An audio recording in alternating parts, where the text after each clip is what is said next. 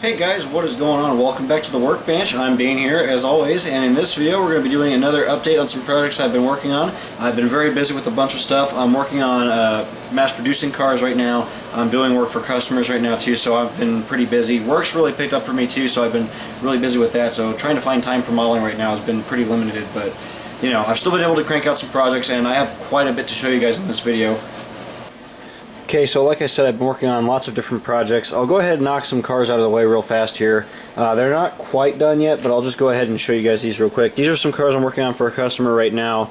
I haven't really gotten too much farther with them so far. Like I said, I've been real busy, but I at least got some weathering on these so far. I did the basic washes, and I got the roof pretty much tied together on both these cars. These are both Exactrio box cars. That's the TTX car. The other one is an SRY Catalyst box car here, and you can see I've just started doing the graffiti on it. As you can tell, a lot of work to do still on this car. The only real completed part for the most part on this model, or both of these models rather, is the roofs. I try to do the multiple differing panels, the differing layers of wash effects and everything like that to try to get the weathered look that these roofs get. So these are some cars in the works, but I'll keep you guys posted on these. They're coming along relatively well. Like I said, lots of work to do still on them, but I'm plugging away at them one little bit at a time. So hopefully I can get those done here before the end of the year, which is coming up very fast. I got a car of my own now. I'll show you real quick. This is a TTX box car I just got. This is from the newer release of Athearn boxes. I have 3 of these, and I have another 2 more I got to weather up, but I think I'm going to be selling those. But anyway, this car is weathered off of prototype photos. I looked up the real car number, which happens to be 6600-03, and I copied the prototype graffiti. This is all acrylic, all hand painted, and it's exactly as the prototype shows it. So it looks pretty good. It's all hand done, of course. You guys can see all of the fine small tags, stuff like that. We got all the nice rust streaking, some door scratching and pitting on the ribs there. Got some graffiti in the doors. I added the new safety stripes. The logos are nicely faded. As you can see, there's some more scribble, gang graffiti, that kind of thing. A little bit of hobo tags there in the corner as well, which looks really sweet. And then again, there's the beat up TTX logo. That's something a lot of people forget when they weather these boxes. Those logos usually get pretty faded, so that's what I was kind of trying to replicate here. And if we look at the roof, you can see the roof's starting to pit pretty good too. This is just a heavy layer of washes, and then I added the pitting. So it looks pretty good. On the ends, we got the kick-up spray, my usual treatment for kick-up spray there. This side, my favorite side, has the prototype graffiti. It has the unfinished tag here, as you can see, and then it has the other tag here in the corner, which again looks really good. You guys can see that.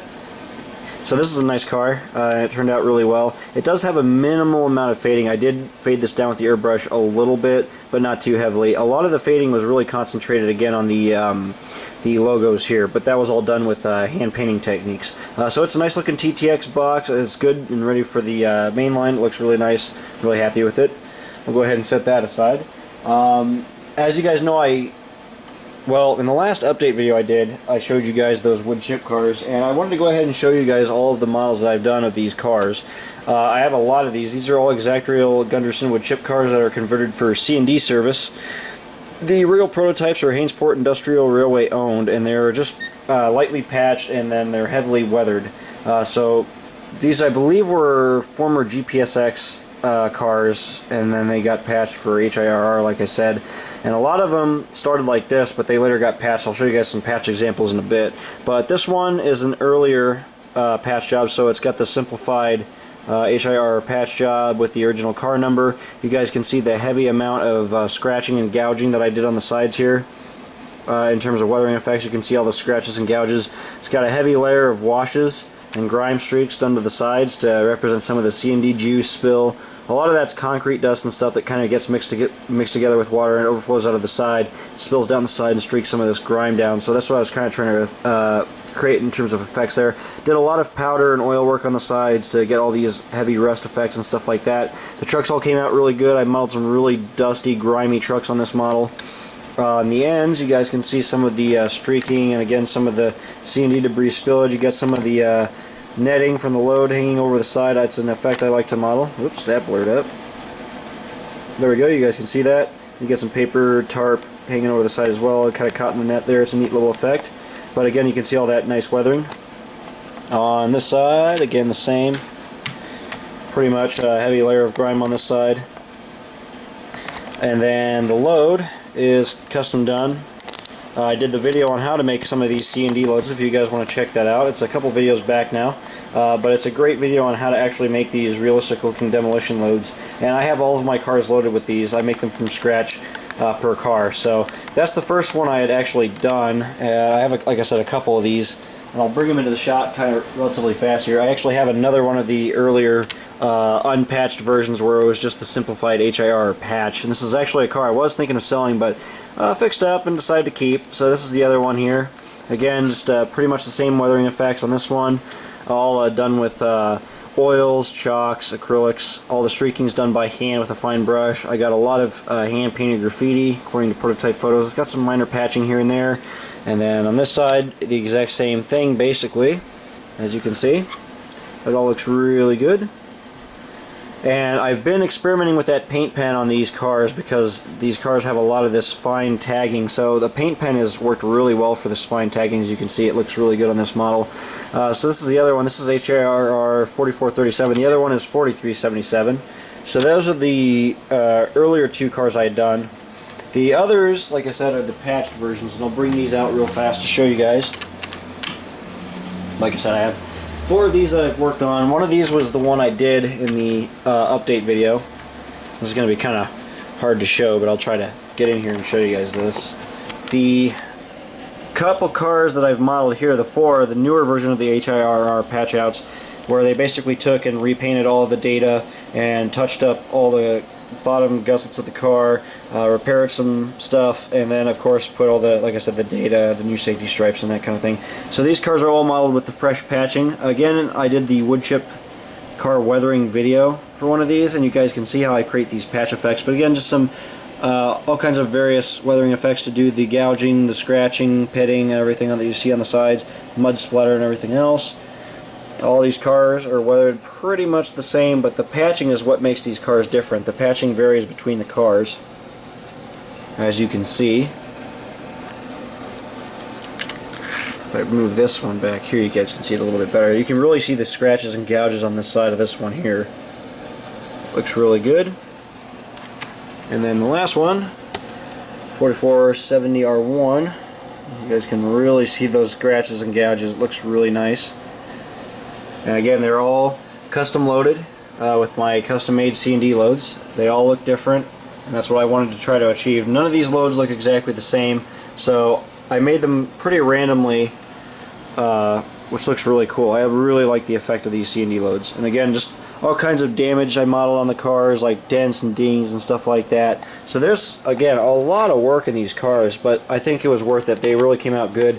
So I'm actually going to be making another model showcase on these, so I'll talk about these in a little bit more detail. For the sake of time, I'll go ahead and skip on to something else. But like I said, if you want to see these cars in detail, watch out for a video I'm going to be posting here pretty soon. I'm going to be doing a model showcase on these cars and talking about how I did all of the effects and everything in a lot more detail, so you guys can stay tuned for that. So the next model I'm going to show you guys, I actually have 2 of these, and these are heavily modified 61-foot Walthers wood chip cars, basically disguised to look like a different kind of car. In this case, specially built high-side gondola used for C&D service. These cars are commonly seen in town Fostoria, Ohio, up in New York, New Jersey, Connecticut. Some of these are out in Canada. Some of them haul soda ash, I believe, too, or potash, whichever. I think these even are used out in Mexico too.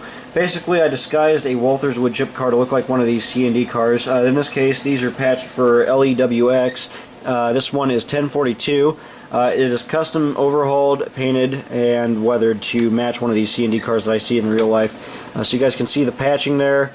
I added some basic underbody details. It's not going to win any contests, but it's the basic brake rigging and stuff like that. I added a new top cord to this car. The ends are reworked. I added new details to the ends on these.